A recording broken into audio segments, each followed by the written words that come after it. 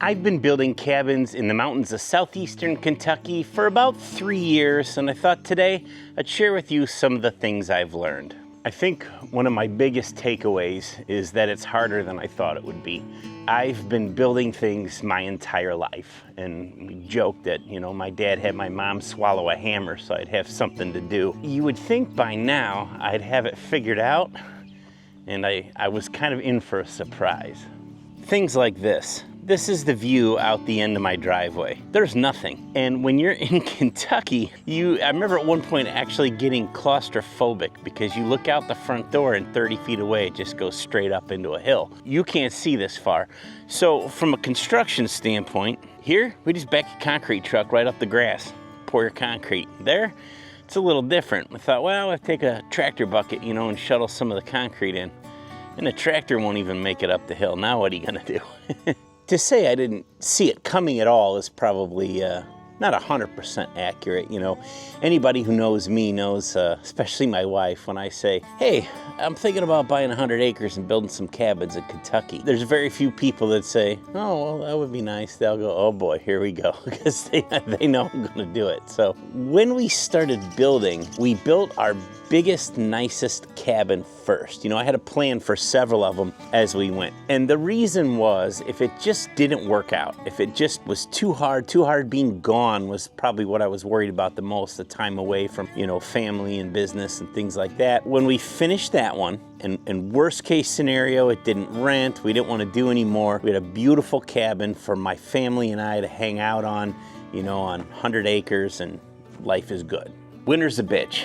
We first started building in September. Wanted to get the concrete in before it got too cold, and I thought, Kentucky, it's 500 miles south of here in northern Illinois. We're not northern Ontario here. It's not, sub-zero for months and months and months. So I figured if we go even further south, it shouldn't be that bad in Kentucky. And we spent a lot of time in this area in the last 15 years before we bought property. So I knew it well, but we always go in the summer when the kids are off school, things like that. We just don't spend a lot of time there in the winter. I didn't realize it. It's cold. And at one point we were sleeping in campers, which was nice, much better than just sleeping on the dirt. My little camper didn't have any heat in it, so I woke up with the doors frozen shut. It was 5 degrees overnight. So, when you're working here at home or you're on a job site and you come home, you go into your warm house, you take a shower, you go in a hot tub, whatever, and you're good to go. When we're there and you get done working and you're like, now what? We're just gonna sit outside around a campfire and try and stay warm, crawl into a cold sleeping bag in a cold camper, and the snow, things like that. It just was more difficult, I guess, than I thought it was. We found out pretty early on. I had a GMC pickup with a Duramax in it at one point, and it came with a 6-month free Wi-Fi package. So we get done working, it'd be dark because it was winter, and we'd get into the truck, like 5 of us all huddled up, and run the heat in the truck and watch Netflix on a tablet, make phone calls, whatever. It was pretty funny. Having a good road is a big deal, and something that I underestimated. There's a lot of that. Definitely going back, I just waited to get the road in. We're excited to get building, and you got your money tied up and you're ready to go and the guys are ready. But man, the road we have now, gravel, beautiful, really nice. I mean, you can drive up and down that road with a Prius. But when we were building, it had just enough slope to it. When you're on the dirt and it's uneven, it's got potholes in it, and you get a little bit of rain to where it's slimy, or in the winter, and Kentucky gets a lot of rain. You had to haul everything in a board at a time on four-wheeler and tractors, things like that. I tried to use a skid steer, wouldn't even make it up the driveway. Probably a bigger track machine, something like that. And when we wound up getting our big framing delivery, I had rented a telehandler, and I was worried that it would be able to make it up there, but they're four-wheel drive, and I was able to take, big stacks of lumber with that thing all the way up to the house, drop them off. Then we had everything where we needed it, stood the walls up, and after we returned the machine, we didn't have to make 700 trips. That came later with the sawmill lumber. By the time we got to the second cabin, the Sunset Ridge cabin, that driveway's twice as steep. There's no way. And it was an existing house, so it already had a driveway in there. But one of the first things we did was just run some gravel up and down the driveway so we had something to drive on. And it was in pretty good shape, and then we had the property logged, and the loggers just destroyed it, so we had to do it all over again. But we wound up cutting well and water line, I guess it's not a well, the septic field right through the driveway anyways, and had to redo it. So the loggers are kind of another point. I had hired some guys. It was actually a referral from the realtor that I bought the place through. And he said, hey, you got some big mature trees here, and there's a lot of value in that. Logging's a big deal in Kentucky. There's a lot of logging that happens there. It's just kind of a way of life. People are very tolerant of it because it is a lot of semis up and down the street, stuff like that. I had these guys come in, and the deal was they were gonna put roads in everywhere, and he said, I'll scrape your ditches down and put some stone on the road for you. So we were kind of waiting around for that, and I don't know, he didn't make it there for, it was well over a year later than he told me he was gonna come. But those guys came out, they logged the property, like a bomb went off, but now a couple years later, it's all starting to come back. The wildlife has exploded because of it. The animals can get around, the deer, things like that, pretty cool. That was a lot of money. Easy math, I paid $90,000 for the land, which is 4 times that much now, and I got about 65,000 of it back from the loggers. Makes the land darn near free, makes you think. And now when we want to do firewood or grab some logs for the sawmill, things like that, there's just logs laying everywhere that they didn't want, treetops that are still, you know, 12, 15, 18 inches round, so we put them to good use. Speaking of loggers and lumber, our timing to purchase land was perfect. It was right when COVID was becoming a thing. Things were still cheap. It hadn't gotten out of control yet. Lumber was affordable, things like that, so we were all gung-ho. And I ordered a big, remember I said I had to tell a handler, so I ordered the lumber for the entire cabin, the majority of the framing all at once. And it turned out well because a few months later, as we were returning to build, the lumber was sitting there.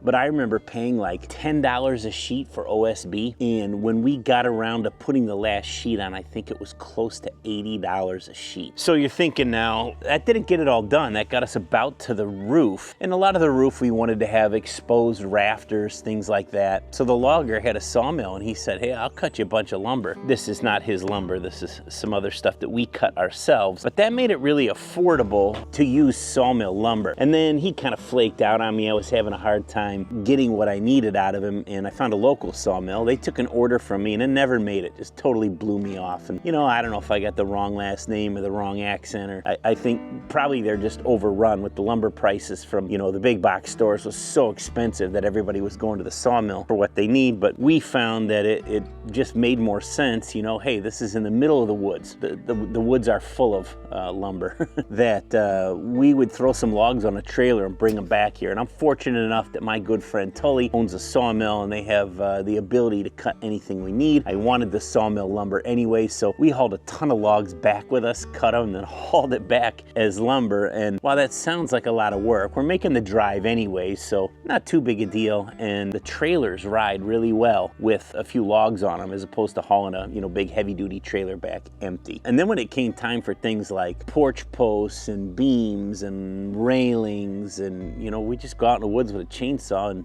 grab some logs and make them out of logs. It looks cool. Everybody really likes it that stays there, and well, it was free. A lot of labor peeling logs and things like that. Thanks, George. But we got it done, and now it's great. Lumber cost, if you remember, was not the only thing that got out of control. Some things are still out of control, but fuel played a big part in it. You know, when we were scouting properties was really late 2020, I think. 21, maybe. It's hard to remember. I flipped back through my phone at the pictures. You know, we were going, it was a different one, but a little Chevy Colorado like this. It's 500 miles each way, and then you drive around a lot while you're there and scouting things, going out to dinner, going for lumber runs, things like that. And each trip is probably, let's just call it 1,500 miles. It's pretty close because things are kind of far apart when you get there. In a truck like this, little Colorado, little gas truck, you know, we were doing 1,500 miles at 25 miles to the gallon. Gas was around $2 then. It was fairly affordable, so one of those trips about 120 bucks. Once we started pulling big trailers behind the diesel truck and things went, you know, through the roof. God, I remember at one point we were paying almost $6 a gallon for diesel. So your $120 fuel budget just went up to almost 700 bucks. And then we would do 2 trucks. So we're talking $1,400 worth of fuel. That's like 12 times what we were paying for some of the early trips. So definitely became a factor. Let's not even talk about groceries.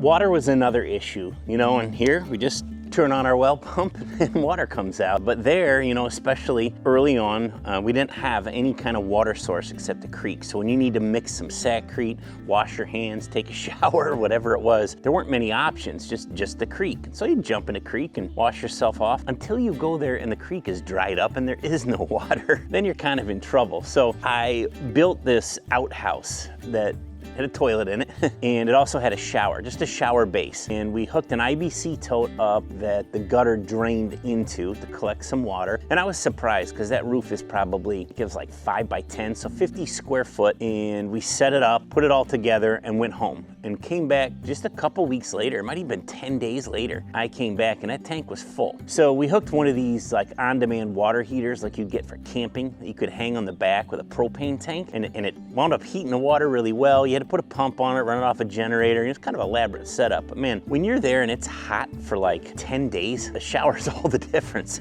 You know, especially kind of around day 3 or 4, everybody's starting to smell, and the chiggers, my God, it's just terrible. So taking a shower is kind of what keeps you going, you know, not to mention just good hygiene, good practice in general. And I remember the pump being kind of a pain in the butt, or not the pump, the water heater. And in the winter, you know, you can't really take a shower too well without it, you can. But in the summer, that tank's black and we just let that thing get hot. You'd be taking a probably 68, 70 degree shower water. Was just fine, felt good at the end of a hot day. Now we have the properties on rainwater. We buried a tank for the first cabin. The second one's on city water, but it's just about worthless. But we buried a tank and we have a lot of water off that. It's run out a couple times when it is, you know, kind of drought season, but we've got some things in the work to rectify that for the future. We made a lot of trips, myself and some of my friends, some guys that work for me, and I thought in the beginning I'd have a hard time talking people into coming with. I probably should have known better, but everybody was real excited to come. Nobody had trouble, you know, getting time away from home. Most of them I set their schedules. That was easy. And I know probably a lot of you watching this, if this is something that you're going to do for yourself, don't have a team of people to bring down. But friends, family, maybe a couple, maybe you like to work by yourself. Obviously the amount of people there and the experience level affects the speed you can build. And maybe there's just no hurry at all. You know, that's one of the biggest things for me is learning to slow down and enjoy the process. I'm terrible at that. You know, I just want to go. I want to get it done. I want to move on to the next thing. So the way we did it worked well for us, but there was definitely a point on the second cabin. You know, I had met some people there. You start to get, I don't want to say a reputation, but it starts to feel like home. You know, you've got some neighbors. I met a cleaning lady. The realtor was great. I had met some guys that could do drywall and painting and tile work and things like that. So when you talk about the cost of the fuel, the groceries, the materials, things like that, even the economic difference between Northern Illinois and Southern Kentucky as far as labor rates go. You know, my employees are paid probably triple what a lot of guys get for stuff in Kentucky. It started to make a lot of sense to see if we couldn't get some of the things done locally rather than us doing them. So between trips, some of the stuff that we're not great at, like spray foam insulation. I don't know a spray foam rig. Try and get somebody to drive 500 miles to go spray foam something for you. I met a couple guys, the HVAC, like I said, the drywall, painting, things like that. On that second cabin, we subbed out quite a bit of it, and it was weird that it was more affordable to do it that way than to come do it ourselves, even if I wasn't paying for the help, like if I went and did it myself. Just the time off of work, the travel expenses, and the groceries and things like that to be there cost more than paying somebody to do some of that work. Something to think about. Talking about slowing down and enjoying the process, I want to touch on that again. You know, it's not just the process of building things. It's the relationships again. That's a big deal. Spent a lot of time with my dad working there. That was pretty great. Some friends. My brother would come from Tennessee. You know, you don't get to see each other that often, so that was great to be able to spend that time. You know, establish relationships with friends and family. That was really fun. We made it was kind of a club, you know, the Kentucky Club. We're all going to go there and build and sleep in the dirt and do, you know, heroic things we used to do in our 20s. And I think Mike was one that said, boy, I'm really glad we did that. You know, the whole sleeping outside and the weather and all that, but not sure I want to do it again. I think I agree with him. But the relationships there in Kentucky, you know, it started off with trying to, you know, have a good relationship with a realtor and find somebody. We rent these cabins, so somebody that can clean and take care of emergency stuff. You know, just the inbox alone on Airbnb is way more work than I thought it would be. People, all kinds of crazy questions. My favorite is, where is the fourth bedroom? You know, It's the one with the bed behind the door. I don't know. That was a new one. Some of these relationships, like the neighbor next door, helps keep an eye on the place. He's a great guy, but you just become friends. You know, I enjoy texting with him when I'm not there, visiting when I am. Our neighbor Doug, every time I text him, hey, we're rolling into town, just like to see you if you're around, and he pops over with his ginger ale and his koozie, comes says hello. You know, it's just nice. It makes it feel like home when you're there. That's awesome. And you know, developing these relationships, you can't go force that. Like this trip, I'm going to go to Kentucky and make new friends. I suppose they got groups for that, but it kind of happens organically. But man, that is every bit as important as a good road. If that makes sense. So let's talk about the off-grid component. You know, especially making YouTube videos and what's popular. You know, it's fun, but at the end of the day, this is real life and it's a real business for me. You know, we did the rainwater thing because city water wasn't an option, so that part of it is off-grid. But when it came like to the electric, you know, I get nervous about some of these off-grid systems, and mostly it's my own shortcomings because I don't know them. Let's take this example. On the second cabin on the Sunset Ridge, we have city water, and it comes out like a drinking fountain. So it goes into this tote that fills up, has a float valve in it and shuts off, and out the bottom there's a line that goes into a pump and it pressurizes the house. Somebody ran it out of water. We had some trouble with the float valve. It wasn't shutting off, so the water was coming out the top. Then somebody ran out and burned out the pump. Erica, God bless her, cleaning lady, is in the crawl space changing the pump because it just happened that I had an extra one. At the new cabin we're working on, I intentionally made them the same pump, so eventually I'll throw an extra one in the shed and we have it on hand. We were pretty lucky and she got it up and running, but boy, if you had 10 cabins out there that all have off-grid water systems, which I think is gonna wind up happening, but solar as well for the power. You know, at the time Starlink wasn't around for internet, and you know, it's you're going to a cabin in the woods, you don't need the internet. Most people want it. You know, you're gonna take your kids out to a cabin and not let them have internet, good luck with that, you know. But even from a safety standpoint, if you can't make a phone call, somebody gets hurt, bit by a snake, something like that, you'd be in big trouble. I don't want that liability. I don't want that for my own family, and certainly people I don't know. I need to know that everybody's safe and that they have those options. But the power in Kentucky was free to hook up. They came in on that first cabin and they sent in like a tree crew. They must have cut down 500 trees up and down my road to make room for the power line. And then they followed it up. I actually paid some guys to come in and chip some of it. It was just overwhelming the amount that there was. So they came in and chipped it. Then they sent in the pole trucks that set all the telephone poles up and down the road. They kind of zigzag across the road so that the lines are going over the road through the clearing. Makes sense. And then they sent linemen, and then they sent the guys to hook up the service. All of that was free. I've heard guys talking tens of thousands of dollars to hook up their electrical system, and within a certain range, which is like a quarter mile, they do it for free. So every cabin we do, they do it that way. You know, the internet, then they came and they used the same poles and they put wired internet in there. At the top of the mountain where we are, there are a couple people who couldn't get internet, and once we had it logged and put this in, we had to put in an electric service just for the internet system. They built one there, and then they fed all the neighbors' house. So now I'm like the hero of the neighborhood because everybody got Wi-Fi. Talking about, you know, being able to make phone calls, internet, that safety thing. Another thing that I had actually saw somebody talking about it on another channel, and I was like, oh, that is a good idea. You know, you're hiking up and down in the mountains, you're building, we're running power tools, saws, things like that, tractors on uneven ground, wildlife, things like that. There are lots of potential hazards and chance for injury. And there's a bunch of us there, and we have our own vehicles and things like that. But the ability to make a phone call if there's an absolute emergency is paramount. I remember one night we got done working and we said, let's run into town and get some dinner. And on the way, I said, you know what? I got a truck full of guys that come here with me all the time. I am the only one that knows where the hospital is. So we took a little tour of the town, and I said, listen, I know this is kind of silly, but I feel like someone other than me should know where to go. If somebody falls, gets hurt, gets knocked out, gets bit by a snake, something like that, knowing where the hospital is could be all the difference. If you need to throw somebody in a truck and go, you better know where you're going. And by us, it's not very far away. It's probably less than a 15-minute drive to get there. It's definitely part of why we bought where we did, but it's a little hard to find. It's kind of up a hill and around a corner. You don't just see it when you run down the main drag. You could see the sign, but once everybody knew where it was no big deal. Definitely a good thing to know where you're going. Reasons to buy where we did. You know, obviously proximity to home was part of the deal. I think we're about as far as we could possibly go and make this work without airplanes or something like that. A lot of that area, I'll say, anywhere. I mean, Kentucky, Tennessee, a lot of it looks the same. You know, I watch a lot of YouTube, like you guys probably do, people building cabins, doing similar things.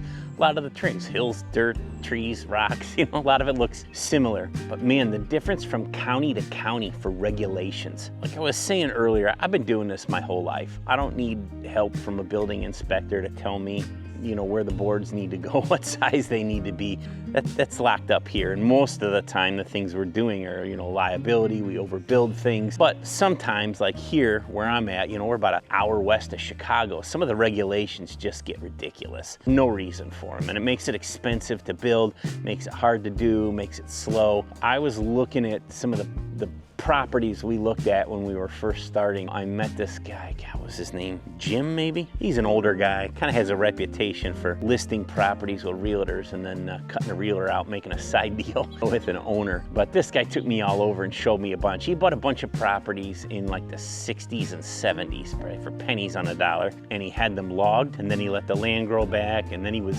getting oil and things like that, harvesting the mineral rights off them. He probably paid for that land 10 times over and now is selling it for big bucks, you know, as his retirement. So good for him. We walked around, we took a ride. He was a nice guy. I didn't wind up buying a property from him, but I said, what's building like here? What are the permits like? And he said, son, we call this Freedom County because you're free to do whatever you want. Sign me up for that.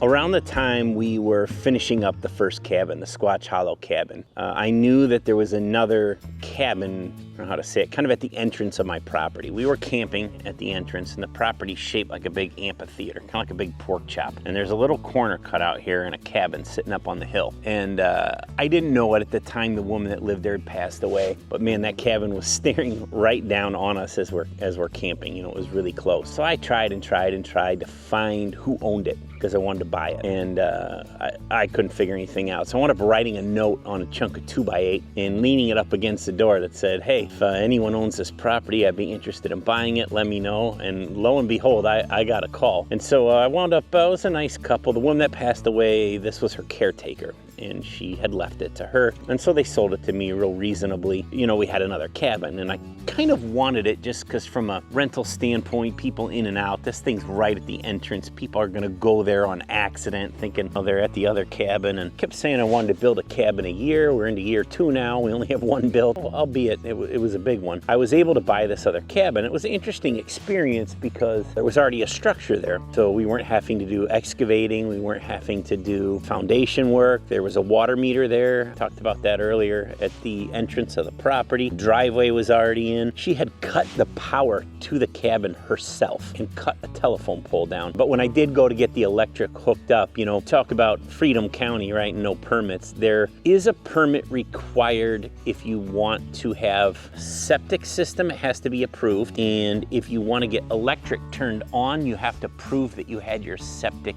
inspected, and they want to see a shutoff on the panel. So it's really a simple inspection, kind of an independent inspector comes out and takes a look at it. But anyways, all of that had already been done. There was already a septic system there. There was already electric service there, both of which I had to redo, but I guess that's another story. But I guess the point is, if you're somebody like entering this kind of deal by yourself, maybe you're a couple or you have, you want to work on this with your kids, and the idea of trying to frame, you know, this big structure by yourself seems daunting. To buy a pre-existing house, one is a really affordable way to do it because it is expensive to build new, far more expensive than buying an existing structure. But you would instantly have something with a lock on it, so if you want to put tools in there, a dry place to sleep, maybe it's warm, something right out of the gate, it would really fast track your infrastructure. And the remodel is a little softer, I think. It can cost as much as building a new house, maybe a little less. And after you do all the demo work, I mean, man, we gutted the entire house and reframed half of it. That's a bit excessive for a remodel. You know, it's something to look into because it's maybe a little more manageable for a smaller crew. If you're less experienced and aren't familiar with framing roof lines and things like that, that might be a way to go. So here we are, 2024, 3 years in, give or take. And we have 2 cabins. They are both finished. We're actually now, I'd say halfway done with a 3rd one for any of you that have been following the channel. So that'll be part of the 4-year in, 5-year in, you know, other follow-up videos. The cabins are renting well. You know, it's a little ebb and flow, some good, some bad. We're fortunate enough that I don't have a mortgage on these cabins, so I don't need them to rent at all for that matter, but anything is good. We're learning the process of Airbnb and VRBO and how to do these things and navigating some of the cleaning. I'm excited about it, but it's really good to have 2 of them done. You know, it's enough that we can block it off for me. We go there with family and enjoy our time together. We can accommodate a lot of people. I'd like to do some firewood events and things like that I've got planned for the future. I think that will be really awesome when we get the 3rd and 4th cabin built there. But I'm excited for the future. So I guess the question at hand, would I do it again? Absolutely. Stay tuned.